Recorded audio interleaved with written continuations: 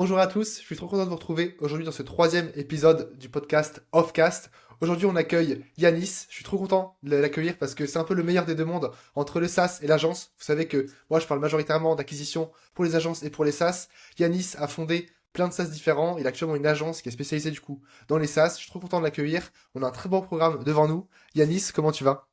Écoute, la forme, c'est la première fois qu'on m'invite, donc je suis trop content d'être là et je vais envoyer un maximum de valeur, donc regardez jusqu'au bout les gars. Yes, nice. Le watch time, toujours, ça fait plaisir. Alors, pour ceux qui connaissent pas déjà Offcast, l'objectif, c'est pas qu'on demande à Yanis ce qu'il a fait depuis le collège, qu'on lui demande une masterclass sur les SaaS, même si je suis sûr qu'il pourrait nous en donner une. L'objectif, c'est que là, Yanis est en train de construire plusieurs SaaS à côté, un écosystème de contenu et en plus une agence spécialisée dans les SaaS. L'objectif, c'est qu'on lui pose la question concrètement, comment il est en train de construire tout ça. La première question que je pose, Yanis, avant même de te présenter, c'est qu'est-ce que tu as fait la semaine dernière qui était game changer? Ok. Bah alors moi déjà la semaine dernière je suis allé en rencontre avec d'autres gars qui sont experts aussi dans la création de SaaS. Ça m'a vraiment reboosté le fait de passer de je suis tout seul dans ma chambre à être avec d'autres gens, échanger, faire du podcast ensemble. Ça m'a remotivé et en rentrant de ce week-end avec ces entrepreneurs là, j'ai pris un tableau. Est-ce qu'il est là ce tableau? Non, mais en Ok. gros, j'ai pris un tableau et je me suis mis toutes les habitudes que je dois respecter pour le prochain mois. Et là, en gros, j'ai un mois où je me lève à 6 heures, je prends une douche froide, je fais 5 heures de deep work le matin, je vais à la muscu. Et si je respecte pas, la Terre explose. Aussi simple que ça. Et ça me permet d'être beaucoup plus productif que la plupart des gens. Ok, beaucoup trop cool. En vrai, t'as mis quoi comme habitude? Parce qu'en vrai, on peut en parler directement avant de parler des sujets, parce que ça m'intéresse pas mal. Ouais, putain, dommage, j'ai pas le tableau à côté de moi.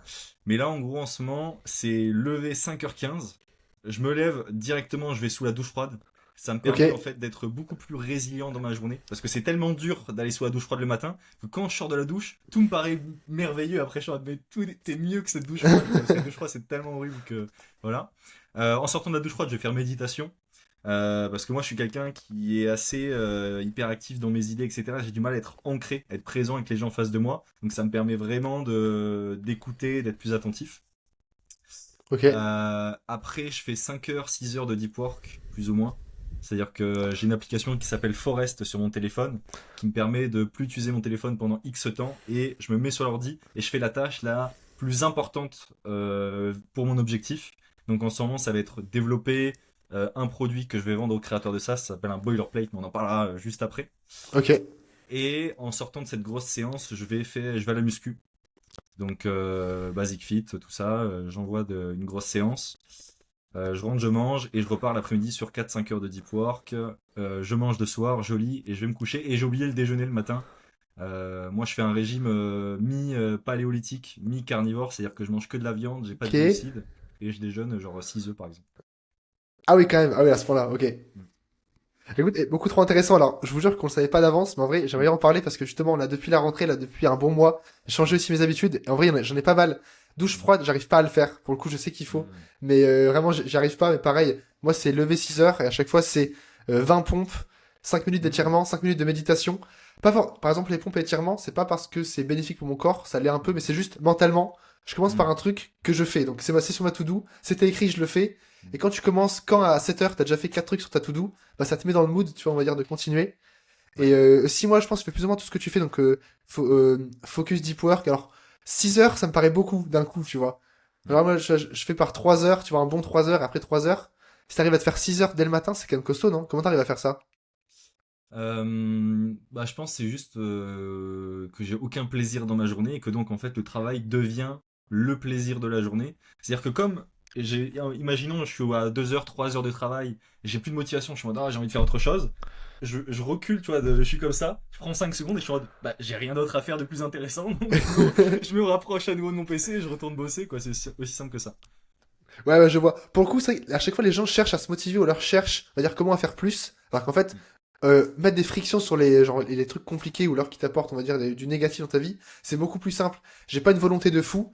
Mon téléphone est bloqué au bout de 20 minutes et il est en noir et blanc. Donc j'ai pas de réseau. Donc je peux rien faire avec mon téléphone. Même si je voulais, je peux rien faire. Donc en fait, c'est un peu genre bypasser le truc. Certes, je me doute que t'as peut-être plus de volonté que les gens. En fait, c'est juste le système que tu mets en place une fois. Ça te force à être, on va dire, bien plus résilient et bien plus focus. Alors que de base, en fait, tous les jours, je me doute que t'as un peu, on va dire, de bypass, on va dire, ce système, ouais. Totalement. Même moi, par définition, je suis quelqu'un qui va facilement aller vers le sucre, tous les plaisirs. j'ai du mal à résister. Et c'est pour ça que ça m'a obligé en fait à me hacker et à supprimer tous les trucs qui pourraient me déconcentrer dans ma journée. Et typiquement, il y a un an, j'étais en colocation avec un ami à moi et on a pris la décision de ne pas avoir d'eau chaude dans l'appartement. Donc nous, enfin, on est vraiment des malades, tu vois, mais Ah ouais, du ok. coup, en hiver, on n'avait pas d'eau chaude et on était au cinquième étage d'un immeuble et on récupérait l'eau la plus froide de l'immeuble. Des fois, pour te dire, il n'y avait pas d'eau qui sortait parce que c'était gelé, le tuyau. Genre, le truc pour sortir l'eau était gelé. Et donc, le matin, tu vois, j'étais devant le miroir, je mettais une petite musique de Rocky et je devais aller Ah prendre ma douche ouais. froide parce que sinon, la journée pouvait pas commencer. Et c'est tellement dur mentalement de devoir y aller que après, ça te permet de faire des choses trop dures dans la journée parce que tu es hyper résilient. Quand tu vas voir un truc que Ouais. t'as pas envie de faire et que ton premier truc dans la journée, c'est de faire un truc que personne n'arrive à faire, mais après tout le reste te paraît hyper simple. C'est pour ça que la douche froide c'est aussi très intéressant. Ah ok, je pense que tu m'as presque très bien rendu la douche froide, parce qu'à chaque fois je comprenais pas tellement le principe, tu vois, genre j'étais pas ouf. Mais c'est vrai que moi je vois avec le sport, faire des trucs de fou en sport, en fait, même quand tu te défonces la gueule, le lendemain, t'as beau avoir un taf, on va dire, qui te semble impossible à faire, Hmm. ce sera toujours, on va dire, beaucoup plus simple d'être assis sur une chaise, de te concentrer genre 12 heures, que de faire le sport que t'as fait la veille par exemple. Donc ouais, pour le coup, carrément, ouais. Ouais. Et Bah, pour élargir un peu sur le sujet, tu me dis si tu veux qu'on switch parce que c'est pas forcément de alors, l'agence et du pour le SaaS. coup, vas-y, en vrai, ça m'intéresse, donc je pense que ça intéressera. Ceux qui sont pas intéressés par ça, vous pouvez aller, je pense, au timecode 10 minutes. On parlera Hmm. vraiment du podcast, mais là, c'est intéressant et je trouve ça intéressant de connaître, on va dire, l'invité. Pas d'abord parce que t'as fait ou parce que t'es en train de faire, mais tu vois, parce que tu me dis, et je trouve ça ultra intéressant. Ouais. Alors en gros, il faut réfléchir en termes de dopamine, c'est-à-dire qu'il faut analyser chaque chose que tu vas faire dans la journée, elle t'apporte quelle, on va dire, puissance de plaisir, quel pourcentage de plaisir. Si tu retires tous les trucs qui t'apportent beaucoup de plaisir dans ta journée, les choses qui t'apportent moins de plaisir vont être beaucoup plus faciles à faire. Donc en fait, c'est un calcul, c'est-à-dire que Ouais. soit tu décides d'avoir plein de plaisir dans ta journée, mais les choses vont être, les choses que tu dois faire vont être difficiles à faire, soit tu décides de retirer tous les plaisirs et du coup, t'as que des trucs hyper chiants à faire, mais comme t'as que des trucs hyper chiants, ces trucs hyper chiants deviennent le maximum de plaisir que tu peux avoir, et du coup, ça devient genre comme, je sais pas, aller au resto ou bouffer une glace, tu vois. Et bah, des trucs qui me semblent évidents à supprimer, ça va être les trucs vraiment qui t'explosent ta dopamine et qui t'empêchent de faire vraiment des trucs, de te forcer à faire des choses, type sucre à excès, type pornographie, tous ces trucs-là Ouais. qui te font exploser ton cerveau et qui t'empêchent par la suite de travailler. Si tu as une de ces habitudes dans la journée, bah mec, juste FF quoi, tu peux rien faire. Il faut vraiment que tu supprimes ces trucs-là avant de pouvoir te tuer 10 heures par jour. Ouais, ouais, carrément. Par exemple, moi, j'ai tout coupé du coup sur mon téléphone, j'ai jamais eu trop d'applications, on va dire, de réseaux sociaux, etc. Le maximum, on va dire, quand je suis là, vas-y, je suis cramé, j'ai envie de m'amuser, c'est écrire des posts LinkedIn. Pour moi, c'est vraiment le summum du Oui. fun.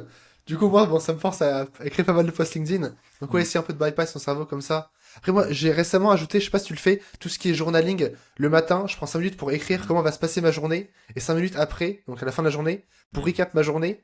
Et ça m'a tellement aidé, genre, à me projeter, et après, du coup, à voir concrètement ce que je faisais, on va dire en day to day. Je sais pas si tu le Mm. fais. Alors moi j'ai beaucoup de mal avec ça parce que j'ai un profil où il faut que je sois motivé pour faire quelque chose et je contrôle pas vraiment ma motivation. Si je me dis aujourd'hui je vais faire ça, ça, ça et que j'ai pas envie de le faire, j'ai déjà essayé, tu vois, j'ai déjà essayé toutes les techniques possibles, je vais pas Ok. réussir à le faire. Donc je me laisse un peu cet espace de liberté dans la journée où je me concentre sur les choses qui me motivent vraiment. C'est toujours des choses productives parce que je retire les choses qui sont pas productives. Donc Ouais. déjà le tri est fait. Par contre, moi j'ai un notion où j'ai mes objectifs sur 3 mois, 6 mois, un an, bah, etc., etc. Et ça Ouais. me permet d'avoir toujours en tête vers où je vais aller. De pas passer un mois à travailler sur un sujet qui n'était pas le bon, tu vois. Ouais, carrément, ouais. En termes d'objectifs, du coup, je vais t'en parler avant qu'on parle vraiment, on va dire, du podcast, même si ça fait partie carrément du sujet. Moi, je fais uniquement des plans à un mois, 3 mois et un an. C'est quoi, toi, un peu, on va dire, tes timings pour ça? Bah ouais, c'est à peu près pareil. J'ai un objectif sur un mois, j'ai un objectif là sur la fin de l'année et j'ai un objectif pour la fin de l'année prochaine. Et d'ailleurs, Ok. on peut pas les voir, mais j'ai deux feuilles affichées sur le mur avec mes deux objectifs principaux de cette année et de l'année prochaine pour l'agence. Ah, c'est fort d'écrire ça sur le mur, ok, ouais, Ouais. directement, ouais. Et genre, c'est vraiment deux feuilles écrites sur papier, juste devant moi. J'aime bien écrire les choses, ça ancre vraiment les choses dans ma tête. Et tu vois, imaginons, je prends 5 secondes de répit, je vois les objectifs, je me dis non, il faut pas que je prenne du répit, et boum, je retourne taffer, tu vois. Putain, ok, c'est beau, ouais. Ils sont publics ou pas les objectifs? Tu peux Ah le oui, dire ou alors tu les je gardes peux les pour toi? partager, ouais. Allez, Donc, vas-y. avant fin 2024, c'est ajouter 30K de CA à l'agence. Ok, Et avant fin 2025, c'est faire 300K à l'année. Parce ok, que pour la petite histoire, mon mentor avec qui essaye de me guider un peu, etc., qui me donne les bonnes astuces pour surtout la ok. partie acquisition client, marketing, il fait 300K l'année en travaillant 4 heures par jour. Donc c'est un peu le mode de vie que je vise. Ok, Donc voilà, on va essayer de viser ça l'année prochaine. ok. Du coup, tu t'es mis une limite de temps ou pas? Parce que c'est vrai que moi, j'étais un peu bloqué en mode. Parfois, je suis tenté de me mettre un objectif uniquement financier. En fait, je sais que je peux l'atteindre si jamais je dors pas pendant une année, tu vois. Mais du coup, est-ce que tu t'es mis en plus de ça une limite ou un objectif de lifestyle ou pas forcément? Ah, c'est intéressant comme question. En fait, moi, je suis vraiment en mode sacrifice all-in. C'est-à-dire que j'ai pas de plaisir dans ma Ok. vie. Genre, ça paraît hyper triste quand je dis ça, mais c'est vrai et en même temps, c'est pas une fin en soi. C'est-à-dire que j'ai vraiment une stratégie de sacrifier tout ce que je peux à court terme pour m'assurer une vie géniale sur le long terme. Peut-être un peu même Ok. trop dans l'extrême. C'est-à-dire que moi, j'ai très peu de plaisir. Tu vois, quand je suis sorti avec des entrepreneurs ce week-end, Ok. c'est une des seules fois où je sortais devant mon ordi. Ok. Donc non, en fait, j'ai pas de limite de temps. C'est vraiment all-in et le but c'est d'atteindre cet objectif à tout prix. Ok, bah écoute, au moins c'est dit, ouais. Ouais, c'est vrai que je trouve ça beaucoup plus simple de mettre all-in au début et après, on va dire, de Mm. lâcher un peu le frein que l'inverse. Ouais. C'est vrai que je parlais avec quelqu'un récemment, parce que du coup, c'était une personne qui attendait d'être diplômée pour se lancer. Bon, c'est que moi, Mm. le sujet du drop-out, etc., ça me touche pas mal. Et même si ça peut paraître, on va dire, parfois impressionnant, le travail qu'on peut faire quand t'es jeune, je trouve ça tellement plus simple de faire ça dans ta vingtaine que quand t'as 30 ans, quand t'as 40 ans. Genre, on va dire, pour moi, le seul moment où tu vas vraiment te tuer, on va dire, à faire que ça, quoi. Ouais, bah c'est marrant parce qu'on en a discuté justement dans un podcast sur la chaîne de mon ami Johan Roche où on a fait un podcast IRL. On était 5 personnes à discuter, 50 entrepreneurs. Ok? Et ce que j'expliquais, c'est qu'en gros, quand t'es jeune, on n'était pas d'accord d'ailleurs sur le sujet, quand t'es jeune, ton temps a pas de valeur. C'est-à-dire que ton temps, 1 heure vaut 1 heure. Et t'as pas d'effet de levier sur ton temps. Et Ouais, je plus vois. tu auras investi du temps sur ta personne, plus ton temps aura de la valeur. Et à ce moment-là, tu pourras te permettre de travailler 4 heures par jour. Parce que la seule heure que tu vas travailler, elle vaudra pas 1 heure. Elle vaudra 50 heures. Sauf que quand tu es au début de ton aventure entrepreneuriale, que tu as 20, 25 ans, mais tu es obligé de te tuer à la tâche. Tu es obligé de passer par cette période où tu es dans le noir devant ton ordi et tu fais du 12 heures par jour en te buvant du café toute la journée. Tu vois. Enfin, pour moi, tu es un peu obligé de passer par là. Et justement, mon ami était pas d'accord. Il disait, mais non, tu peux optimiser ton temps à 100% pour arrêter de bosser comme un idiot et faire ce que d'autres font en 12 heures, toi le faire en 4 heures. Et en fait, les deux sont un peu vrais, mais il faut prendre le meilleur des deux mondes, quoi. Ouais, c'est ça, carrément, parce que forcément, la solution, c'est de déléguer l'opérationnel. Dès que tu fais une tâche 3 fois, tu la délègues. Mais au début, bah, quand tu te lances, tu peux pas le faire. T'as pas les thunes, t'as pas les compétences pour recruter ou pour déléguer quelqu'un. Donc, en vrai, ouais, je pense que les deux, on va dire, sont carrément corrects, ouais. Hmm. Ok. D'ailleurs, petite info, t'as parlé de YouTube. Vous retrouvez également un épisode sur la chaîne, du coup, de Yanis, où on Hmm. parlera uniquement d'acquisition de SaaS. Donc là, c'est vraiment une masterclass sur comment faire du cold email pour les SaaS. Ça sera beaucoup plus niché, beaucoup plus précis, on va dire, que ce podcast-là. Je mettrai, on va dire, ta chaîne en description. Et on en Ouais, parlera du coup sur ta chaîne. ouais, On va quand même, on va dire, te présenter au début. Je te laisse te ouais. présenter, on va dire, globalement, et après, du coup, je te parlerai un peu des questions que j'ai pour toi. Ouais, ça marche. Bah alors moi, Yanis, j'ai une agence où je crée des SaaS pour les gens. Donc on s'occupe du branding, du design, du développement web, de la partie product owner. Donc en fait, c'est vraiment une solution clé en un pour les SaaS. Les gens viennent, ils ont un projet et on s'occupe de A à Z et on leur rend le SaaS en 2 mois. C'est la promesse. Et je lance aussi des SaaS en tant que fondateur depuis un bon moment maintenant. J'ai lancé beaucoup de projets avec plus ou moins de réussite, on pourra en discuter. Et ça me permet d'avoir aussi une vision vraiment globale, une vision marketing. Et c'est un truc que j'aime beaucoup faire avec mes clients. C'est que on discute énormément stratégie, réflexion sur le positionnement, le produit, etc. Et c'est ce à quoi je tends à aller dans le futur. La partie produit m'intéresse moins et je m'intéresse de plus en plus à la partie vraiment distribution, marketing et positionnement. Ok, Et ultra clair. j'ai aussi des réseaux, je suis sur YouTube, LinkedIn, etc. Vous pouvez me retrouver là. Ok, ouais, carrément. On en parlera parce que c'est vrai que t'as une stratégie de contenu, un écosystème que tu es en train de mettre en place qui est pas mal Mm. intéressant. Et juste pour être sûr de bien comprendre, les prestations et les SaaS que tu crées avec ton agence, ça appartient au client à 100%. T'es pas, tu prends pas des parts dessus, parce que je sais que parfois c'est des modèles de incubateur slash agence. Mm. C'est pas ton cas. Alors, c'est pas mon cas pour l'instant parce que j'ai pas. Pour moi, pour vraiment être associé ou prendre des parts dans un projet, il faut vraiment avoir un vrai feeling humain dans un premier temps avec les fondateurs, Ouais. etc. Et en deux, sentir un vrai potentiel. Mais genre, moi, j'ai vraiment envie que ça soit sûr à 100%. J'ai pas envie d'investir mon temps dans un truc qui va peut-être réussir. J'ai pas envie de me disperser. Donc, pour l'instant, j'ai pas pris part dans un SaaS que j'ai développé, mais je suis pas du tout fermé à l'idée. C'est un truc qui me plairait bien si à un moment donné j'ai l'occasion, quoi. Ok, ouais, totalement. Et il y a aussi quelque chose qui m'a pas mal surpris quand je suis allé voir du coup ta proposition de valeur avec ton agence. Incomparable hein, d'ailleurs, on peut les citer. Ouais. Parce qu'en fait, tu t'occupes à la fois du design, logo, le produit en tant que tel, donc le MVP, et en plus, du coup, je suppose que tu accompagnes quand même pas mal sur le positionnement. Comment tu arrives à templétiser tout ça pour avoir un prix fixe avec un client? Parce qu'en fait, en fonction du projet, on va dire, je pense que ça peut être du tout au tout en termes de charge de travail. Comment tu arrives à définir ça? Bah alors déjà, la proposition, l'offre que je fais aux clients est différente. C'est-à-dire qu'on peut avoir des projets qui vont être à 3000 si c'est que du design, et on peut avoir des projets qui vont être à 30 000 si il y a un peu tout. Ok, Donc là, c'est vraiment des prix que je donne pour qu'on ait un peu l'ordre d'idée. Mais grosso modo, déjà, cette partie templatisation, on va dire, même si c'est pas vraiment ça, c'est plus automatisation, je suis hmm, vraiment en train de la faire. C'est vraiment un truc qui est en cours. Donc pour parler un peu plus dans le détail, j'ai déjà l'onboarding client qui est vraiment automatisé, toute cette partie-là qui est vraiment cool, qui est déjà en place. Et là, en ce moment même, je suis en train de travailler vraiment sur la partie produit. Donc la ok, partie design, moi je travaille avec... j'avais une alternante avant, maintenant je l'ai plus, je travaille avec des freelances et on utilise ce qu'on appelle des design systems. Grosso modo, pour faire simplement, c'est quelque chose qui permet d'aller vraiment vite sur le design et d'avoir quelque chose de très quali. Ça serait un espèce de template si on veut pour le design, même si ok, c'est pas exactement ça. Et sur la partie développement, un peu le même principe, on utilise ce qu'on appelle un boilerplate, qui est un bout de code qui regroupe plein de fonctionnalités, type bah, l'authentification, donc se connecter, s'inscrire, les emails, la partie paiement, etc. Pour pas qu'on ait à la refaire sur chaque SaaS. Parce qu'entre chaque SaaS, il y a toujours cette partie-là. Il y a toujours la partie paiement, il y a ok, toujours la partie authentification. C'est rare qu'on ait un SaaS sans cette partie-là, sinon c'est même plus un SaaS en fait. Et donc en ce moment même, je suis en train justement de créer un boilerplate qu'on va utiliser au sein de l'agence. Mais jusqu'à maintenant, on utilisait des boilerplates qui existaient déjà d'autres personnes. Parce que moi, j'ai ce qu'on appelle une liste des meilleurs boilerplates. C'est un des SaaS que ok, j'ai, d'ailleurs, on pourra en parler, qui a fait un peu de revenus. Et qui classe les ok. meilleurs boilerplates, donc les meilleurs bouts de code pour créer des SaaS plus rapidement de la communauté. Sauf que je suis pas entièrement satisfait par ça. Et donc, j'ai décidé de créer le mien, que je vais utiliser au sein de l'agence, ce qui va me permettre d'aller beaucoup plus vite.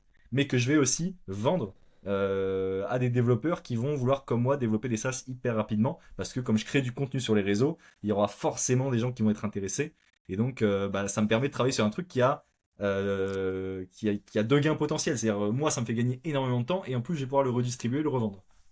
Ok, ouais, ok, super intéressant. Juste pour être sûr de bien comprendre, et si peut-être pour mon audience qui est un peu moins axée tech, Mhm. je fais le parallèle avec moi. Par exemple, moi, quand je fais du cold email, à chaque fois, il y a tout ce qui est un setup qui est ultra duplicable. C'est le même pour tous mes clients. C'est plus ou moins la même chose. C'est un truc que tu peux dupliquer et qu'en fait, c'est les fondations qui sont vraies pour n'importe quel SaaS que tu crées, c'est ça? Euh, donc là, tu parles du boilerplate, si je Ouais, comprends. plus ouais, pour le boilerplate, ouais. Ouais, bah alors oui, c'est ça en gros pour le boilerplate, ça serait un espèce de setup pour chaque projet où le but ça va être de reprendre toutes les fonctionnalités qu'on retrouve sur la plupart des projets. Donc moi j'ai développé, on va dire plus de 30 SaaS depuis le début et donc j'ai Ok, repéré un pattern sur toutes les fonctionnalités qui sont dans chaque SaaS et en plus nous on a vraiment tendance à se focaliser sur des projets SaaS, donc des projets avec un abonnement récurrent, ok, ok, qui est différent de marketplace ou de e-commerce et sur les projets, alors ça dépend mais la plupart des demandes qu'on a c'est autour de l'IA. Donc je vais intégrer aussi pas mal d'IA ok. dans cette base, on va dire, de code qui va me permettre de le réutiliser sur chaque projet. Ok, ok, ultra intéressant. T'as parlé pas mal de positionnement, en vrai je pense que c'est le point ultra intéressant dans les SaaS. Mais avant ça, j'aurais parlé d'un sujet avec toi qui actuellement me tracasse beaucoup. En fait, Mhm. on parle beaucoup des accompagnements qui sont soit do it yourself, done with you ou alors done for you. C'est un peu les Ouais. trois types très très classiques. Là, t'as une agence du coup en done for you à 100%. Et pour le coup, là, c'est Mhm. vraiment du 100% parce que tu t'occupes de tout. Là, Mhm. du coup, ton nouveau projet serait plus du coup du do it yourself, je suppose. Tu vends un pack et après la personne l'exploite elle-même, c'est ça?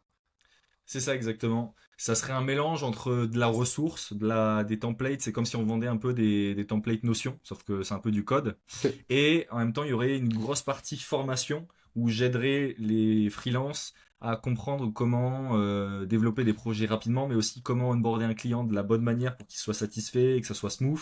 Donc il va y avoir énormément de choses là-dedans. Et c'est vraiment ouais, bah, ce sera au gars de tout faire. C'est-à-dire que moi, je vends, ça serait un peu comme vendre une formation. Je vends des ok. cours et le gars l'achète. Là, c'est un peu la même chose. En plus, il y a une énorme partie ressources, quoi.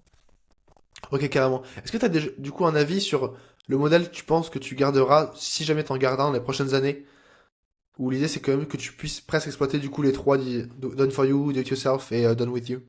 Alors, la partie Done for You, c'est vraiment pour la partie agence, c'est pour les startups, les entrepreneurs qui veulent lancer un SaaS et qui ne sont pas développeurs. ou pas designers et qui ont besoin de quelqu'un pour lancer un projet.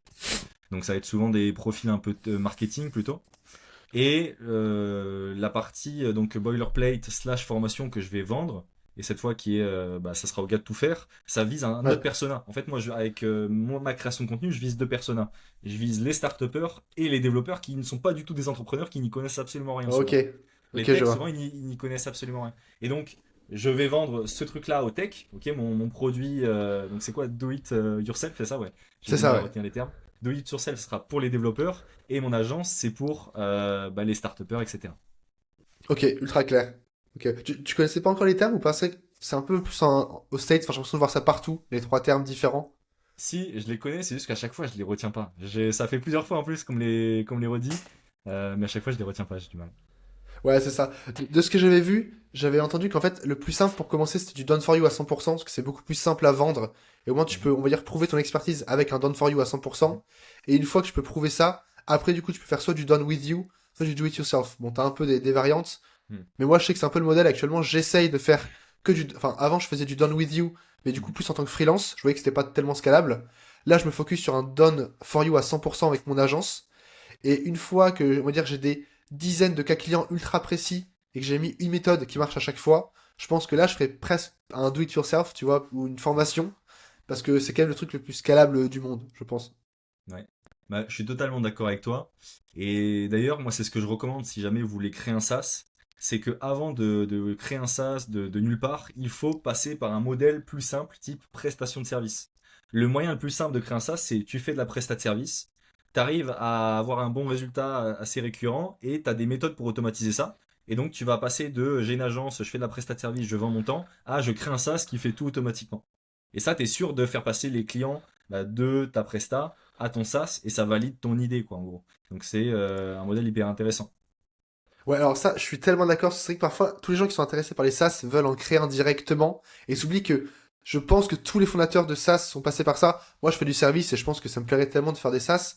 Tu vois, j'avais vu récemment, même, par exemple, même Guillaume Moubèche, Mhm, au détour d'un podcast, il raconte par exemple qu'en fait, il a une agence de prospection pendant 2 ans en fait. mhm. Tout le monde a l'impression qu'en fait, il a commencé par un SaaS, c'est explosé, etc. Mais je pense qu'il y a peu de personnes qui font que des SaaS d'un coup. Toi, t'as fait du service ou pas avant? Ouais, alors moi, pour la petite histoire, j'ai fait très rapidement 10K en freelance parce que j'avais un très bon profil Malte. Et dans un premier temps, j'étais Ok. vraiment un profil tech. C'est-à-dire que je vendais de la presta, développement web, etc. Sur Malte. Donc ça, c'était il y a à peu près 3 ans, je dirais. Donc j'ai commencé par de la prestat de service, puis je me suis dit, waouh, les SaaS, ça a l'air trop bien, on peut générer des millions d'euros, puis c'est tellement plus cool de développer ses propres projets. Et donc je suis passé d'un all-in sur le freelance à all-in sur je crée mes propres SaaS. Ok. Et in fine, je suis en mode, ah bah les SaaS, c'est quand même pas un truc sûr, c'est un peu compliqué. En plus, moi, ce que je faisais, c'est que sur chaque SaaS que je tentais de lancer à chaque fois, je changeais de cible. Et donc il faut réapprendre ta cible, ses problèmes, où les trouver, etc. Il faut vraiment réétudier la cible, réétudier le produit que tu vas proposer. Et là, in fine, je suis allé de l'autre côté des deux mondes et je suis en mode plutôt agence, même, mais pas agence en fait, je suis en mode écosystème. Ok. Attends, vas-y, bah, attends, du coup, je suis curieux. Ça veut dire quoi pour toi, du coup, un écosystème? Ouais. Alors, écosystème, grosso modo, c'est tu vises. Alors, en plus, j'ai fait une vidéo sur ma chaîne qui parlait exactement de ça. C'est tu vises un persona. C'est-à-dire que peu importe ce que tu fais, etc., tu vises une cible, un persona. Et à partir de ce persona-là, tu vas proposer plein de trucs autour. Et ça va être la stratégie, par exemple, de Marc Lou ou peut-être d'Alex Hormozy qui est plus connu. C'est Hmm. il va avoir un podcast, il va avoir une chaîne YouTube, LinkedIn, Twitter. Donc, ça, c'est plein de canaux d'acquisition. Et ces canaux d'acquisition-là, ils vont s'entre-nourrir entre eux. C'est-à-dire que s'il y a quelqu'un qui va arriver sur YouTube, bah après, il va peut-être aller voir ton podcast. Et après, il va peut-être aller voir tes réseaux sur X. Peut-être après, il va aller voir ton livre. Tu vois? S'il arrive sur ton livre, pareil, il va peut-être après aller voir les autres parties de ton écosystème. Ouais. Donc en fait, il faut vraiment voir ça comme un, je sais pas, comme un puzzle ou comme un ensemble de plusieurs pièces, pardon, qui s'alimentent les unes les autres. Et donc moi, pour l'instant, pour parler un peu de mon écosystème, j'ai plusieurs pièces dans mon écosystème. J'ai mon agence de création de SaaS, où je fais de la prestat de service. J'ai ma chaîne YouTube, où je vise les créateurs de SaaS. Donc typiquement, quelqu'un qui va tomber, là récemment, j'ai fait un podcast avec un client à moi, sur un podcast avec un client à moi, il va dire, ah putain, il a une bonne relation avec son client, ça a l'air cool ce qu'il fait, je cherche justement à créer un SaaS, donc il va aller sur mon agence. Et après, ils peuvent peut-être aller sur mes réseaux, etc., etc. Donc pour l'instant, j'ai l'agence, la newsletter, YouTube, X et LinkedIn. Et je suis en train de rajouter un sixième élément qui est mon boilerplate. Et Ok. Q1 de 2025, je vais créer une formation slash accompagnement marketing pour les SaaS. Ok, ok, carrément. Marketing, j'aimerais pas mal en parler. Je vais te poser une question du coup juste après. Mais c'est vrai Mhm. que pour le coup, l'écosystème, je trouve que c'est vraiment, je pense, le futur du marketing. Dans le sens, avant, les gens étaient ultra concentrés sur un service. Je vais faire un service et je vais le vendre à tout le monde. Je vais faire que du SEO, par exemple, et je vais le vendre à tout le monde. Alors que je trouve que le modèle, si tu veux vraiment scaler, c'est genre de créer un écosystème où tu parles à qu'une cible. En fait, tu fais plein de services qui tournent autour de cette cible. Je pense que le plus connu, par exemple, c'est Alex Hormozy avec les salles de sport. Il a pas fait, je vais faire que du cold email ou alors je vais faire que des ads. Il maîtrise tout ça, il a juste fait n'importe quel gars qui a une salle de sport aux US va bosser avec moi parce que je vais avoir tout ça. Je trouve ça ultra intéressant. J'en suis pas encore là, j'ai pas encore défini, on va dire, le personnel avec qui j'aimerais travailler. Mais Mhm. j'aimerais bien faire ça, pour le coup, un peu comme toi. Ouais, c'est ça. Bah, l'idée derrière, en fait, c'est que ça va augmenter la LTV. Donc, en fait, chaque Hmm. client qui va rentrer dans l'écosystème, on va lui proposer plusieurs choses. Et ça va diminuer le coût de l'acquisition. Donc, acquérir un client, ça coûte de l'argent, que ce soit pour un SaaS ou une agence. Et comme là, on va avoir plein de canaux différents qui vont s'alimenter les uns les autres, ça va être beaucoup plus facile d'acquérir des clients. Et toi, ce que tu peux faire, même si pour l'instant, tu n'as pas un écosystème, c'est qu'au début, plutôt que proposer soi-même tous les services ou tous les canaux d'acquisition, tu peux faire de l'affiliation, de l'apport d'affaires, des Hmm. partenariats. C'est-à-dire que moi, par exemple, aujourd'hui, je propose pas de la partie marketing sur les SaaS, mais j'ai des contacts, des partenaires vers qui je vais rediriger mes clients, ce qui va me permettre d'augmenter la LTV de mon client parce que je vais lui proposer une presta et après je vais le rediriger vers la bonne personne. Et c'est win-win-win. Lui, il n'aura pas à chercher un marketeur pendant des heures et peut-être se faire avoir par un mauvais gars. Je vais direct lui envoyer le bon, donc gain de temps pour lui de malade, et en plus il tombe sur la bonne personne. Le gars à qui j'amène un client, bah, il gagne un client, donc il est trop content. Et moi, je gagne de l'argent parce que je fais de l'apport d'affaires. Donc l'apport d'affaires, c'est le fait que je vais gagner un pourcentage de la facture que l'expert en marketing vers qui je vais rediriger le gars va générer, quoi. Ouais, totalement. Pour le coup, je suis totalement d'accord. C'est que j'avais pas pensé, on va dire, à sous-traiter ça dès le début. J'étais là, en fait, soit je le fais, soit je le fais pas. Mais en fait, c'est vrai que sous-traiter, c'est peut-être une super bonne passerelle, on va dire, pour tester, pour voir si ça marche. Parce que par exemple, donc ouais, carrément.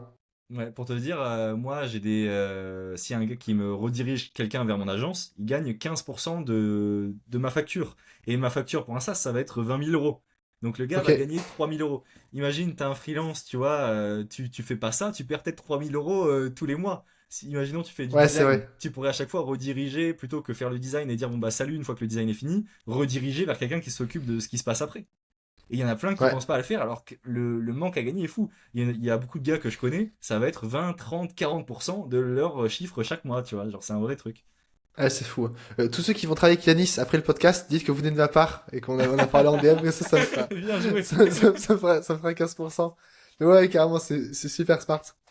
Juste pour parler un peu plus du coup marketing des SaaS, en fait, Mhm. avant le marketing, je pense que t'as le positionnement. Et c'est que moi, je trouve ça ultra fun dans le positionnement parce que, on va dire, le positionnement d'un SaaS fait absolument tout, parce qu'avec la même technologie, le même SaaS, tout dépend de comment tu le marketes. Une fois que tu as, on va dire, un produit qui marche bien, et je suis curieux de savoir un peu, genre, c'est quoi les problèmes que tu vois récemment avec tous tes clients dans leur positionnement. Souvent, c'est un. Alors, c'est pas forcément un problème qui est récurrent parce que les gens maintenant ont tendance à savoir comment se positionner. Malgré que ce soit quelque chose d'hyper dur, c'est quelque chose qui est facile à comprendre comment faire, mais en fait, c'est hyper dur à master et à vraiment trouver le positionnement parfait.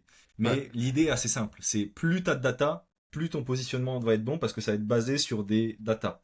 Et qu'est-ce que c'est la data? Parce que là, c'est un truc un peu abstrait. C'est tes retours clients. Ok, c'est ce que tes clients Ok. pensent, c'est ce que ton ICP pense, donc Ideal Client Profile. Il faut que tu écoutes à fond ta niche et ça, c'est un truc que peu de gens, enfin, qu'il y a des gars qui oublient de faire. Typiquement, j'ai un projet qui a été lancé récemment. Bah, le mec a pas fait ça, c'est-à-dire qu'il a juste eu une idée, il s'est dit let's go, et je lui ai dit bah non mec, enfin, il faut d'abord que tu demandes à ta niche ce qu'ils en pensent. C'est pas juste toi qui as une idée de génie et ça va marcher. En fait, il n'y a pas d'idée de génie. Tu vois, moi tous les jours j'ai des idées de génie, mais en fait c'est des idées qui puent. Il faut Ouais. vraiment demander l'avis aux gens, et plus t'as d'avis, plus c'est pertinent. C'est-à-dire que si tu demandes 5 avis, bah t'as peut-être une chance que t'es tombé sur les 5 personnes qui n'étaient pas forcément les bonnes, quoi. Ouais. Clairement. D'ailleurs, ça, petite passe du coup vers ta chaîne YouTube. Je pense qu'on en parlera beaucoup sur ta chaîne parce qu'en fait, j'arrive pas mal de SaaS et le cold email en particulier, ça permet pas seulement d'avoir des clients ou d'avoir du chiffre d'affaires, c'est surtout d'avoir des rendez-vous. Et surtout en période de test, c'est, je veux dire, vraiment une arme secrète d'avoir du cold email. tu peux avoir genre 20 rendez-vous avec littéralement qui tu veux grâce au cold email, ne serait-ce que pour tester une idée de SaaS. Donc bon, on en parlera beaucoup plus sur ta chaîne, mais je trouve que Ouais. c'est un use case ultra pertinent quand tu fais du cold email. Parce qu'en fait, tu peux aller tester genre 10 approches marketing différentes, 10 cibles différentes, tu vois celle qui marche le mieux, et en fait, bah, ça fait ton positionnement de SaaS, plus ou moins. Ouais, c'est intéressant. C'est vrai que moi, c'est pas un truc que j'utilise, donc j'ai hâte que tu m'en parles dans l'autre épisode de podcast. Ouais. Allez voir, les gars. Clin d'œil. Mais oui, oui, en fait, il n'y a pas y a pas de bonne méthode. Il faut juste essayer de trouver la méthode la plus rentable. Et je doute pas que le cold emailing soit très bon pour ça, parce que ça te permet de faire du volume. Et donc, en ayant du volume, tu as plus de data. C'est cette idée-là de plus tu as de Ouais. data, plus tu vas pouvoir avoir un positionnement qui est précis et adapté à ta cible. Ouais, c'est ça, carrément. Je parle de call email parce que je connais, mais sur LinkedIn, en ads, peut-être même en call call, ça peut également marcher, hein. L'idée, c'est juste d'avoir des retours, on va dire, honnêtes sur ça. Ouais. Et d'un point de vue, du coup, plus marketing, alors, toi, tu fais plus des SaaS en B2B? Pas Ouais. forcément. Ouais. Plus Plutôt B2B, ok. B2B, ouais. Ok. En termes de marketing, c'est quoi un peu les grandes guidelines que tu as pour faire des SaaS? Alors, c'est très très large, on va parler, mais les conseils que tu donnes plus ou moins à toutes les personnes qui commencent à marketer leur SaaS en B2B. Déjà, ça va être valider l'idée. Donc, si tu peux essayer de faire ce que tu veux. Si t'as pas validé ton idée et que personne en veut, tu perds ton temps. Donc déjà, il faut valider ton idée. Donc, cold emailing, peu importe. Tu fais un groupe WhatsApp avec les gens de ta niche. Moi, pour donner un cas concret sur un de mes SaaS, ce que j'ai fait, c'est que j'ai appelé des centaines d'artisans. Donc, en gros, j'avais un SaaS qui proposait des sites web à des artisans. Donc, Ok, j'ai appelé les artisans. Dans un premier temps, je leur ai dit, OK, les gars, je vous fais un site pour X argent. Est-ce que vous en voulez? Est-ce que vous en voulez pas? Bon, ça a marché. J'ai réussi à vendre des sites. Donc, je me suis dit, OK, je vais faire un SaaS pour vendre des sites aux artisans qui va créer les SaaS automatiquement. Bon, ok, après, attention, ça veut pas dire que ça a marché, parce que par exemple, ce SaaS-là, in fine, il n'a pas marché. Donc, bon, on pourra en discuter après. Donc, ok. déjà, il faut valider son idée. Une fois que tu as validé ton idée et qu'il y a vraiment une demande, tout devient mais tellement plus simple. C'est le jour et la nuit. Après, il faut utiliser le canal d'acquisition adapté à ta niche. Pour ça, c'est toujours le même problème. Il faut avoir des datas, il faut connaître ta niche. Ouais. Si tu sais pas où se trouve ta niche, ça va être dur d'aller la chercher au bon endroit. Donc, par exemple, moi, je reprends l'exemple de mon client. Ma niche, c'était les artisans français, des électriciens, des couvreurs, des plombiers, bref, des gars qui sont nuls avec un ordinateur, qui n'utilisent pas généralement un ordinateur. Donc, j'allais pas faire des pubs TikTok, par exemple. Donc ce Bien que j'ai sûr. fait, c'est que j'ai utilisé un média que eux utilisent. Je suis allé où eux se trouvent. C'est pas eux de s'adapter à moi, c'est moi qui dois aller les chercher. Donc j'ai fait cold emailing et cold calling. C'est les deux techniques que j'ai globalement utilisées et j'ai fait du contenu organique aussi sur YouTube. Vous pourrez aller Ok, voir, j'ai une chaîne YouTube qui s'appelait Agence Incomparable, mais donc là c'était pour un autre projet. Et c'est les trois canaux que j'ai utilisés et ça m'a permis d'avoir plein de gens et de récupérer leur avis, etc. Quelque chose qui est bien aussi au début d'un SaaS, pour toujours, c'est toujours la même idée, hein, c'est d'avoir un maximum de data, c'est de proposer le produit soit gratuit, soit à un prix très réduit pour avoir des utilisateurs. C'est très important dès le début, dès qu'on a un produit, d'avoir des utilisateurs pour prendre leur retour et aller cibler de façon plus précise les autres personnes. Si on a un produit qui est bon, le coût de l'acquisition client va descendre.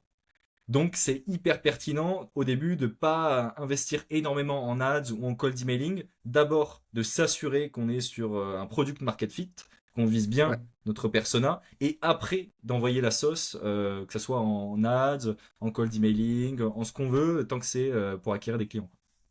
Ok, ouais, carrément. Et d'ailleurs, comment t'arrives à savoir quand t'as vraiment ton produit de market fit? Parce qu'en fait, moi, j'ai ce problème-là. Je bosse avec des agences et des SaaS. Agence, j'ai un chiffre d'affaires minimum, genre en dessous d'1 million, je travaille pas. Et moi, pour les SaaS, comme tout dépend, on va dire, de la levée de fonds, etc., je pars du principe que je travaille pas avec un SaaS qui n'a pas son produit de market fit ultra clair. Mais je suis le premier à ne pas réussir à savoir réellement qu'un SaaS a un produit de market fit ou non. Comment t'arrives à savoir quand tu l'as vraiment? Et à faire, on va dire, le shift entre je teste plein de d'avis et tout, et ok, je l'ai, je me focus dessus. Bah alors, pour moi déjà, le product market fit, c'est avoir un produit qui fait de l'argent. C'est simple que ça, il n'y a pas besoin de faire... Enfin, tu as parlé d'un million. Moi, C'était pour les agences, hein. Ok, ouais, moi je suis pas Ouais, parce forcément que avec ces ouais, chiffres-là pour un l'instant. million et 15 sas, Ouais. c'est différent, ouais. Mais donc en fait tu le sens très vite. J'ai discuté récemment sur ma chaîne avec Romain qui a fondé donc Sendshort. C'est un SaaS qui Ouais, faisait à peu près 20K MRR je crois. Et dès le début, ils ont senti l'attraction, les gens voulaient le produit. C'est-à-dire que sans que tu aies à le vendre, c'est les gens qui viennent te voir directement. Bon après, encore faut-il que tu sois visible. Si tu es visible par personne, les gens vont pas venir te voir. Mais lui, il avait, je sais pas, il devait avoir en tout, les deux fondateurs, il devait avoir 10 000 abonnés sur X. Et l'attraction s'est fait naturellement. C'est-à-dire que le produit est arrivé sur un océan bleu. Donc pour ceux qui connaissent pas SendShort, c'est un outil qui permet de créer des shorts automatisés avec l'IA. Et c'est sorti il y a 1 an et demi, en fait, quand l'IA venait d'arriver, donc il y avait personne sur le marché. Et les gens se sont jetés sur leurs produits, littéralement. Pareil avec Submagic, qui est un Ouais. concurrent justement de SendShort, où l'attraction, elle s'est sentie directe. Et souvent, c'est ça. Donc moi, malheureusement, j'ai pas d'exemple de ma personne où j'ai senti moi-même en tant que fondateur une énorme traction. Donc je suis pas forcément le plus apte à parler du sujet, mais par contre j'ai eu des SaaS où j'ai senti qu'il n'y avait pas de traction, et Ah oui. pareil, ça tu le, tu le sens de suite. C'est-à-dire que si tu investis trop de temps dans un truc où tu as du mal à avoir un seul client, bah, tu fais un calcul simple. Moi sur mon SaaS aimant un client, là où je pensais qu'il y avait de l'attraction, il n'y en avait pas parce que je faisais 100 appels par jour, et en 100 appels par jour, j'avais même pas un client. Donc tu fais le calcul, j'investis une journée où je dépense 8 heures, ou si je faisais du freelance, je gagnerais 500 euros. Là, mon client me rapporte 400 euros en LTV, je suis pas rentable, donc je vais peut-être travailler sur autre chose. Parce qu'en fait, là j'y réfléchis maintenant, mais le product market fit, c'est aussi une question de se concentrer sur le projet qui te rapporte le plus d'argent. Tu peux avoir un product market fit qui Ouais. est assez léger, qui te rapporte peu d'argent, et si tu as une agence qui fait 20K par mois à côté, bah peut-être ce projet-là, mets-le de côté, quoi. Ouais, c'est ça, ouais. En vrai, c'est vrai que t'as toujours la variable de ça peut faire beaucoup plus très vite avec un SaaS. C'est vrai que c'est un peu compliqué aussi à définir. Parce que tu disais avant que du coup, t'avais un peu laissé tomber, enfin pas laissé tomber les SaaS, mais t'aimerais plus te concentrer sur l'agence parce que c'est plus safe. Comment t'arrives à gérer, on va dire, cette prise de risque entre le SaaS et l'agence? Ouais, bah alors, du coup, ouais, j'ai essayé de lancer pas mal de SaaS. J'ai vraiment eu cette période où pendant 2 ans, j'envoyais du SaaS, j'envoyais du SaaS. J'ai eu des plus ou moins succès avec des projets. J'ai fait un projet qui a levé 2500 euros en 24 heures. Donc là, on avait senti par exemple qu'il y avait une énorme traction dès le début. Ok, Parce qu'on avait vendu en gros 50 places dans notre bêta fermée à 50 euros l'unité, alors qu'on n'avait ok. rien. On avait une landing page faite sur card.com, genre une landing page éclatée au sol, et il y a 50 personnes qui ont payé 50 euros chacune. Et on aurait pu faire plus, c'est vraiment qu'on a fermé à 50 parce qu'on s'est dit après peut-être qu'on va ça va abuser. Donc là on a senti l'attraction par exemple, et là le problème c'est qu'on a mis trop de temps à développer le produit. Bref, je m'écarte C'était un quoi peu, ce mais SaaS? Juste en... c'est Make It Viral. On pourra en discuter après si tu veux, parce qu'il y Ok, a pas mal de choses intéressantes à dire dessus. D'ailleurs, ok, j'ai sorti récemment une vidéo, je sais pas si tu l'as vu sur ma chaîne, qui parle de ce sujet-là. ok. Euh, mais donc, ouais, en fait, j'ai lancé plein de SaaS et je me suis dit, ok, je suis en train de me disperser parce que dès que je recommence un nouveau SaaS, c'est comme si je reprenais de zéro. Je change de cible, je change d'associé, je change de tout. Il y a pas de sauvegarde en fait. C'est-à-dire que tu Ouais, tentes ton SaaS, ça marche pas. Si ça marche pas, boum, tu reprends à zéro. Donc c'est hyper démotivant. Parce que tu fais up et tu redeviens à chaque fois au point de départ. ouais, c'est sûr. Là où avec le mode écosystème, comme je crée une audience en parallèle, là l'agence, bah, ça me rapporte par exemple des revenus fixes. Plus je prends en audience, en crédibilité sur les réseaux, plus j'ai de clients qui vont rentrer, plus je vais faire de chiffres avec l'agence. Et si je crée des SaaS maintenant, et si je crée des produits, ma seule règle c'est il faut que ça soit pour le même persona. Et j'ai eu des projets qu'on m'a proposés récemment en tant que cofondateur associé qui étaient Ok. intéressants, mais ça ne visait pas ma cible, mon persona, et j'ai dit non alors que c'était intéressant et que mon côté entrepreneur était en mode ah, c'est quand même, j'ai envie, mais non. Et c'est quoi la question déjà? C'est ça. Alors, je sais, bon, c'est intéressant, je sais Ok. plus. Oui, non, mais non, c'était, bah, en fait, t'as répondu, c'était comment tu gérais le risque entre les SaaS et les agences. Mais du coup, ouais, t'as Ok. répondu, c'est juste là, te concentrer sur une cible. En fait, du coup, même si jamais t'as des échecs, tout sera quand même focus sur une seule cible. Donc, tu campes pas, on va dire, quand même dessus, quoi. En fait, ouais, c'est ça. Là, par exemple, j'ai un projet que je compte réaliser bientôt qui va être un espèce de ligne magnet pour mon agence et pour des amis à moi qui sont aussi dans le SaaS. Ça va être un truc qui va te permettre de savoir exactement les aides que tu vas pouvoir récupérer si tu veux lancer un projet. Ça va calculer exactement les Ok. aides que tu peux aller chercher dans les banques, dans les capital ventures, etc. L'argent que tu peux récupérer pour créer ton projet. Et ça va te dire, enfin, ça va te donner plein de ressources gratuitement comme ça. Ça va être un SaaS gratuit que je vais mettre en ligne, qui va avoir donc du SEO, du référencement naturel qui va ramener des gens. Je vais aussi en parler. Ça va être un espèce de ligne magnet qui va me rapporter des prospects. Et ça, c'est un espèce de ça, c'est une application web qui rapporte zéro, mais en fait qui va me rapporter plein d'argent, par exemple. J'ai un autre projet là, cette fois, ça va vraiment rapporter de l'argent. C'est en gros, j'ai repéré un besoin, c'est que souvent, les créateurs de SaaS, pendant que moi je développe, ils ont envie d'avoir une page de présentation du produit avec une waiting list. Et Ouais. souvent, ils galèrent, ils savent pas comment faire avec les outils no-code et tout. Ils me font un truc pourri dégueulasse et ils sont obligés de me payer pour que je le fasse. Et je me suis dit, pourquoi pas faire un SaaS très simple où ça permet d'avoir des waiting lists pour les SaaS avec toutes les datas, tout ce qu'il faut. Vraiment très niché sur ce point-là. Et au moins, déjà, moi, je pourrais le proposer à mes clients. Tu vois, j'ai déjà Ouais, carrément. je peux déjà le vendre à mes clients et ça sera un abonnement, je sais pas, très peu cher, tu vois, 10-20 € par mois. J'ai pas encore de prix en tête, mais je vais l'ajouter à mon écosystème. Pendant que je vais le construire, je vais partager sur les réseaux. Donc ça va être un contenu hyper intéressant pour les gens, ça va me faire monter en audience. Et dès qu'il va être sorti, ça va être une nouvelle source d'acquisition dans mon écosystème qui va me rapporter des clients. Mais en plus, je vais pouvoir augmenter la LTV de mes clients, gagner en crédibilité. Mais bref, tous les produits maintenant et tous les SaaS que je vais lancer, il faut qu'ils fassent partie de mon écosystème. Si t'es pas dans l'écosystème, c'est ciao. Ciao. Ok. T'as un exemple pas précis d'une personne qui a réussi à faire ça, alors, à part Alex Hormozis, qui est connu, qui a vraiment Ouais. fait un écosystème autour de une seule niche. Marc Lou, qui me vient direct à l'esprit. Marc Lou, donc pour ceux qui connaissent pas, c'est un indie hacker, solopreneur. Donc grosso modo, c'est quelqu'un qui lance des SaaS et des applications web en boucle avec l'idée de faire de l'argent. Et donc ce gars-là, il a publié du contenu justement pour les indie hackers solopreneurs qui sont des espèces de développeurs qui essayent de lancer des petits SaaS à droite à gauche. Et il a fait ça pendant des années, petit à petit. Il a enchaîné des SaaS et tout. Et récemment, il a sorti son boilerplate. Donc, c'est ce que je suis en train Ok. de faire, sauf que c'est lui qui l'a fait. Et il a proposé ça à sa niche. Et comme il avait une audience de malade, les gens ont acheté. Il a fait, je crois, 300K en. Enfin, j'ai peur de dire une connerie, mais je crois qu'il a fait 300K en un mois le premier mois. Ah Je ouais, crois que c'est à ce ça. point-là, Ouais. ok. Et en fait, maintenant, il lance des produits pour sa niche. Et il a plein de petits SaaS comme ça dans son écosystème. Il a son contenu organique qu'il fait sur les réseaux. Et les trucs s'entre-nourrissent entre eux parce que, par exemple, il a un SaaS qui s'appelle IndiePage. Et grosso modo, c'est Ouais. un espèce de bento, mais pour les créateurs de SaaS. Et on affiche dessus les revenus, le MRR, donc le revenu mensuel de Ah, c'est chacun de tes sympa ça. SaaS. Et Ok. donc, tous les créateurs de SaaS, ils vont venir, parce que c'est un peu le bento du créateur de SaaS, et ils vont utiliser ça. Et s'ils connaissaient pas Marclou, ils vont découvrir Marclou, ils vont aller voir ses réseaux, et ils vont voir qu'il a d'autres SaaS justement pour eux. Et donc, en fait, tous les trucs s'entre-nourrissent. Et c'est hyper intéressant à analyser. J'ai fait une vidéo sur ma chaîne, vous pouvez aller voir, petit coup de promo. T'as raison.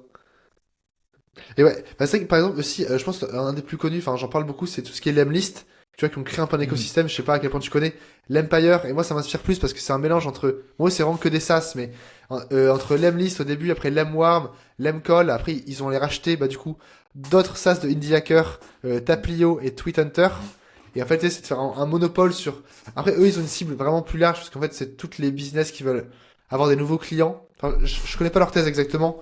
Récemment, j'ai vu qu'il y a une semaine, ils avaient lancé la Lemlist University, par exemple. Et pareil, enfin, un écosystème où ils se font des passes décisives, tu vois, comme on dit, entre tous les SaaS. Je trouve ça ultra puissant, ouais. Ouais, c'est un peu la stratégie Apple. C'est-à-dire qu'ils ont, quand tu utilises Apple, après tu peux plus sortir parce que tous les trucs sont interconnectés, ils marchent bien entre eux.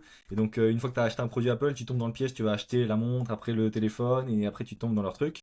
Et oui, ils ont fait exactement ça parce que sur chacun de leurs SaaS, que ce soit Lemcall, Lemlist, etc., ils ont un énorme bouton dedans où en mode va voir mon autre SaaS Ouais, c'est ça, Lemlist ouais, ou tu va vois voir mon tout. autre SaaS Lemcall et du coup bah boum tu utilises tout l'écosystème et en plus ils s'arrangent pour que les produits se connectent mieux entre eux qu'avec les autres produits quoi. Forcément, ouais. Et j'allais dire, c'est beaucoup plus simple à faire pour un SaaS. Alors, pour un écosystème d'agence, c'est un peu plus compliqué. Mais du coup, j'ai pensé à Théolion, tu vois, par exemple, qui développe un peu ça. Alors, lui, c'est peut-être quand même moins interdépendant. Mais tu vois, je sais que c'est un peu l'idée. T'as des exemples ou pas d'écosystèmes, en fait, que avec des agences? Parce que c'est vrai que les SaaS s'y prêtent plus quand même, à ce genre de choses. Ouais.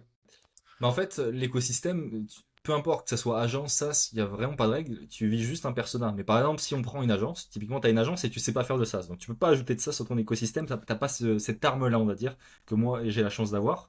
Bah, il y a plein d'autres choses que tu peux faire. Typiquement, l'infoprenariat. Je connais Ouais. Melvinx, avec qui je discute de temps en temps. Donc, c'est un développeur sans doute le plus connu en ce moment sur YouTube. Et il a un boilerplate, il a des formations, il a une plateforme, enfin, il a plein de produits qui visent justement sa cible. Mais enfin, ça marche pas parce qu'il a des SaaS dedans. Mais ouais, enfin, en fait, tu peux proposer les produits que tu veux. Il n'y a pas de limite. C'est-à-dire que Oui, non, toi, c'est vrai, ouais. tu peux faire de l'infoprenariat. J'ai pas trop d'autres exemples, mais il y a plein de systèmes pour faire de l'argent, quoi. Ouais, non, totalement. Bah, c'est vrai que moi, j'avais déjà un peu l'idée, hein, et je pense que c'est ce que je vais développer dans les prochains mois, prochaines années. Alors, du coup, il n'y a pas de SaaS pour l'instant qui sont prévus, mais c'est vrai que Mm. tout ce qui est infoproduit, en fait, ça va très vite. Mm. Dans le sens, tu fais une agence avec, par exemple, des SOP, enfin, des process ultra détaillés.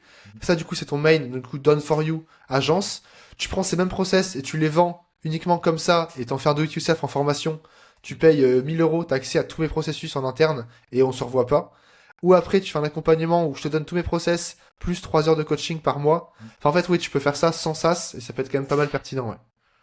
Ouais, ça c'est un truc que la plupart des gens font, je pense que c'est l'écosystème le plus connu, c'est tu fais du freelancing ou t'as une agence et t'arrives à faire de l'argent, et après tu expliques aux autres comment le faire tout en continuant ton agence. Et du coup, l'avantage de l'infoproduit, c'est que ça, t'as pas besoin de... Tu vends pas ton temps, tu l'as créé une fois, et après c'est juste des gens qui l'achètent. Donc ça te permet de passer d'un truc où tu vends que ton temps à avoir aussi des produits qui te rapportent du revenu, diversifier ton panier de revenus pour pas, si jamais t'as plus de clients, mettre dans la merde.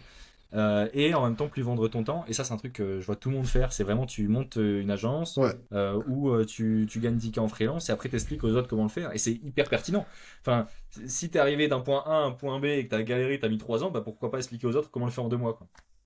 Ouais, c'est ça. Et pourtant, je vois ça, genre, certaines personnes qui le font sur LinkedIn, par exemple, se font genre vraiment insulter parce que tout le monde dit, ouais, mais ça fait genre le millième gars qui fait la même formation. Mais en fait, tout est tellement niche qu'en fait, tu peux encore une fois faire un truc ultra pertinent. Même si t'as été le millième freelance à passer à 10 000 euros avec un modèle, bah, en fait, à chaque fois, c'est pertinent de montrer comment t'as fait et de faire step 0 to 1 une fois que t'es à 10, from 1 to 0, etc. Ouais. Exactement. Ouais, il y a deux croyances que les gens ont. C'est que la première, si t'es pas un expert, tu peux pas partager du contenu ou faire de l'infoprenariat. C'est totalement faux. Tant que t'es un step avant, donc un pas avant le gars derrière toi, tu peux lui expliquer comment faire le prochain pas. T'as vraiment pas besoin d'être un expert, et souvent même, le fait de pas être un expert, ça te permet d'avoir encore les problèmes que le gars est en train de rencontrer en tête, bien en tête au chaud, et pas être déconnecté en fait de ce gars-là. Ouais. La deuxième chose, c'est que souvent on pense qu'il y a tellement de formations, tout le monde crée du contenu, on se dit, ouais, il y a trop de gens, c'est oversaturé le marché et tout, j'arriverai jamais à me faire une place. Mais ça, c'est pareil, des grosses conneries, parce que, mec, enfin, nous, on est dedans, du coup, on a l'impression que tout le monde publie du contenu, mais vraiment, les gens qui publient du contenu, c'est hyper rare. Genre, c'est encore hyper rare, ça va faire que grossir, mais il y a très peu de gens qui créent du contenu. Là, actuellement, pour moi, c'est tellement un hack de créer du contenu, mais genre vraiment le hack de créer du contenu qu'on devrait tous être infopreneurs, tu vois, enfin influenceurs, pas forcément infopreneurs, mais on devrait tous créer du contenu. Et je pense que dans 5 ans, on sera tous influenceurs. Bon, ça, c'est mon avis, mais. Ah, déjà, tu penses que dans 5 ans, Ah, ça va ça déjà, va, le twist va se ouais. faire? Enfin, en tout cas, notre génération, il, il faut, t'auras pas le choix. Genre, en plus, il y a tellement de. L'IA va voler, enfin, ça, c'est encore un autre sujet, mais l'IA va tellement aller vite que le fait de produire, etc., va être dévalorisé. Et ce qui va être mis en avant, c'est la personnalité. Les gens, quand ils achètent Ouais. ta formation, même s'il y en a 10 différentes, ils achètent pas parce que, bah, je sais pas, ils achètent en fait parce qu'ils t'aiment toi, ils aiment regarder tes vidéos, ils aiment t'écouter, et c'est ça qui va faire qu'ils achètent ta formation, tu vois. Ouais, c'est ça. Du coup, c'est exactement ce que je dis à toutes les personnes qui me demandent pourquoi créer du contenu, en quoi c'est vraiment le hack ultime. Alors, t'as plein, on va dire, d'éléments, on va dire, rationnels, qui parfois sont un peu, on va dire, mal compris. Alors que le truc de l'IA peut littéralement tout remplacer, sauf des vidéos, YouTube par exemple, où tu parles d'un sujet particulier, ou ta brain, ou ta personnalité. Donc, c'est un peu, dans tous les cas, ce sera jamais une erreur de faire du contenu, parce que c'est le truc qu'on pourra pas t'enlever. Si jamais un concurrent a accès à tous tes processus, à tous tes clients, bah, le seul truc qu'il pourra pas copier, c'est ton contenu. Pareil pour l'IA, etc. Donc ouais, c'est vraiment genre, comme on dit, l'unfair advantage ultime. Genre juste créer du contenu. Ouais. Ouais, t'es d'accord avec ça que créer du contenu, c'est le meilleur truc? Bah, c'est ça, c'est juste, c'est une barrière à l'entrée et les gens ont peur de poster sur LinkedIn. Bon, là, ça se démocratise avec l'IA, également, tu peux en faire. Maintenant, les gens ont peur de poster sur YouTube et poster leur tête. Donc c'est une grosse barrière à l'entrée. Dans 5 ans, je pense que les gens seront habitués. Il faudra trouver à chaque fois, on va dire, des barrières à l'entrée à chaque fois un peu plus grosses, on va dire. Hmm. Ouais, mais il y a un autre truc, c'est très pertinent ce que tu dis déjà, mais il y a un autre truc aussi qui est important, c'est que tu peux avoir 50 abonnés sur YouTube et faire de l'argent avec. Souvent, on croit qu'il faut être genre, tu vois, Squeezie pour que ça marche. Ouais, Le truc, c'est que nous, on est des entrepreneurs, qu'on crée du contenu, on n'y va pas pour être influenceur, tu vois. On n'a pas envie d'être Squeezie ou Inoxtag. ouais. Avec nous, quand t'es entrepreneur, 50 abonnés de ta cible, ça suffit. Si moi j'ai 50 créateurs de SaaS qui me regardent, c'est 50 clients potentiels, un client égale 20 000 euros, je te laisse faire le calcul. En fait, t'as vraiment pas besoin d'être connu, même au début, c'est déjà trop fort. Et alors, imagine, tu commences à créer du contenu dès maintenant, dans 2 ans, bah mec, t'es millionnaire. Alors, crée du contenu, mec, qu'est-ce que tu fais? Je Bah, m'adresse à l'audience, hein, si jamais. Je pense que celui qui a démocratisé le plus ça, c'était Mathis Clouet. Alors, je sais pas si tu connais, Ouais, je connais très bien. avec son écosystème, qui a montré que le gars avait 2000 abonnés sur YouTube, 2000 abonnés sur LinkedIn, et même avec ça, en fait, tous ses clients passaient par là, et c'est amplement suffisant. Et aujourd'hui, YouTube, c'est plus du divertissement, c'est juste un réseau, on va dire. Alors, pour moi, je pense que c'est le réseau, on va dire, ultime, et je suis en train d'essayer de passer mon audience, Twitter, LinkedIn, vers YouTube. C'est un peu compliqué. Toi, je sais que d'ailleurs, t'as un peu fait cette transition-là, et ça a vite marché. Comment t'as réussi à faire ça, on va dire, surtout sur YouTube, en l'occurrence? Ouais, bah, c'est une question hyper intéressante parce que pour moi, c'est vraiment le point qui m'a débloqué. J'ai commencé à créer du contenu sur X fin 2000, on est 2024, ouais, donc fin 2023. J'ai commencé à créer Ok. du contenu sur LinkedIn il y a à peu près 6 mois. Et j'ai commencé YouTube il y a 5 mois à peu près. Et grosso modo, dès que j'ai commencé mon YouTube, etc., c'est là où tout a changé. Parce que les gens ont vu mon visage. C'est-à-dire que quand quelqu'un regarde une vidéo YouTube de toi, pendant 10 minutes, il va te regarder parler, t'exprimer, montrer ta valeur, montrer que tu t'y connais. Et ça va tout changer quand quelqu'un va venir en appel avec toi parce que il fait plus appel au freelance X. Il fait appel à Yanis Esman qui l'a vu pendant des heures en vidéo et qui a prouvé sa valeur. Et le rapport de force s'échange. Là où avant tu prospectais pour avoir des clients, maintenant c'est les gens qui te demandent, qui te supplient, j'abuse un peu, mais qui te supplient presque que ça soit toi qui viennes s'occuper de leur projet, tu vois. Parce que t'es le gars qu'ils ont vu sur YouTube et que malgré ce qu'on croit, on est tellement peu à faire du contenu sur YouTube, c'est un peu plus, il y a un peu plus une barrière à l'entrée que tu vois sur LinkedIn ou X, que c'est trop fort. Enfin, pour moi, il y a vraiment, tu fais du contenu sur YouTube et LinkedIn, c'est game, c'est game. Fais 6 mois de contenu, c'est finito, tu fais autant d'argent que tu veux. C'est ça. Bah, j'ai vécu ça plutôt récemment parce que moi, YouTube, pour le coup, j'ai lancé vraiment, on va dire, récemment, il y a 2 mois, tu vois, à peine. Et j'ai vu le twist en mode. Avant, j'avais quand même beaucoup de leads grâce à LinkedIn, mais les Mhm. personnes étaient intéressées, ils m'avaient en call. Mais tu vois, Mhm. par exemple, à chaque fois, de demander peut-être à un concurrent en concurrence pour comparer, etc. Alors que là, Ouais. depuis que je suis passé sur YouTube, j'ai des leads, mais à un niveau de qualification que malheureusement, je peux pas prendre parce qu'à chaque fois, c'est des leads qui me demandent des accompagnements, chose que j'ai Mhm. arrêté. Et en fait, je les renvoie vers des personnes qui sont aussi bonnes, aussi fortes que moi, voire meilleures. Et c'est, ah non, non, mais je voulais juste travailler avec toi. Ils savent, non pas parce que Mhm. je suis meilleur, mais juste parce qu'ils m'ont vu, ils ont appris les trucs sur YouTube avec moi, et Mhm. pour eux, ils veulent ta personne, en fait. Donc ouais, c'est vraiment le hack ultime pour moi. Ouais, clairement, t'as tout Ah dit. bon. Ok. Bah écoute, t'avais déjà un peu dit, parce qu'à chaque fois je pose la question, on va dire, en termes d'objectifs, mais du coup, bon, je pense que là, ils sont clairs et qu'ils sont affichés sur ton mur. Mhm. Du coup, si jamais on se reparle, on va dire à chaque fois début janvier, l'objectif c'est quoi? 30K en plus sur ton agence incomparable? Donc ouais, là, tu veux dire, si on prend du 1er au 30 janvier, ce serait quoi l'objectif du mois de janvier? Non, à chaque fois, je pense que c'est, si on se refait un podcast le 1er janvier, et que je te demande ce qui s'est passé, idéalement, qu'est-ce qui s'est passé pour toi? Agence ou en général pour un peu tout? Ok, bah je vais essayer de faire en général. Donc agence, j'ai ajouté 30K. Ok. Là, mon objectif, c'est avant la fin du mois, donc on est 6 octobre, là je suis dans un truc où je travaille 10 heures par jour, c'est de finir mon premier produit, qui va pas dépendre de mon temps, et l'ajouter dans mon écosystème. Donc ça va être le Ok. finir et le vendre. Donc j'espère en avoir vendu d'ici là pas mal. Bon, de toute façon, je pense que je vais en vendre parce que on me le demande tous les jours. Ouais, c'est ça, en fait, 30K sur l'agence, créer mon premier produit, avoir commencé ma formation marketing, et après, niveau perso, j'ai des petits objectifs muscu, etc. Mais c'est mon petit objectif. Ok. Après, bon, on en a pas mal parlé au début, du coup, de point de vue perso. Mais ouais, ok, bon, pas encore d'objectif muscu prévu. Alors, avant de te demander, on va dire, où est-ce qu'on te suit, je précise, l'appel à l'action, c'est aller voir sur sa chaîne le podcast qu'on a fait ensemble. Ouais. Pour être honnête, on va le tourner juste après. Donc, on a déjà un plan, on va dire, précis de tout ce qu'on va parler. Ça va vraiment être axé cold email pour les SaaS. Donc, vraiment là, des résultats actionnables. Ce que je fais pour les SaaS et que j'ai accompagné, quels résultats j'ai eu, comment je l'ai fait. Je vous laisse regarder ça. Ce sera vraiment, on va dire, pépite, surtout beaucoup, beaucoup de détails. Est-ce qu'on te suit? Est-ce que tu as un réseau particulier que je mets en description, par exemple? Ouais, bah go sur YouTube. YouTube, les gars, allez sur YouTube, c'est là-bas que je YouTube. donne toute Je la suis valeur. d'accord. Et surtout, allez voir le podcast. Je vais mettre Valentin dans l'embarras, vous allez voir. Non. Ah, Ok. voilà, ils Bon. sont en mode, oh, non, qu'est-ce qui va se passer? Non, les gars, Allez en voir vrai, sur non. LinkedIn plutôt, ouais.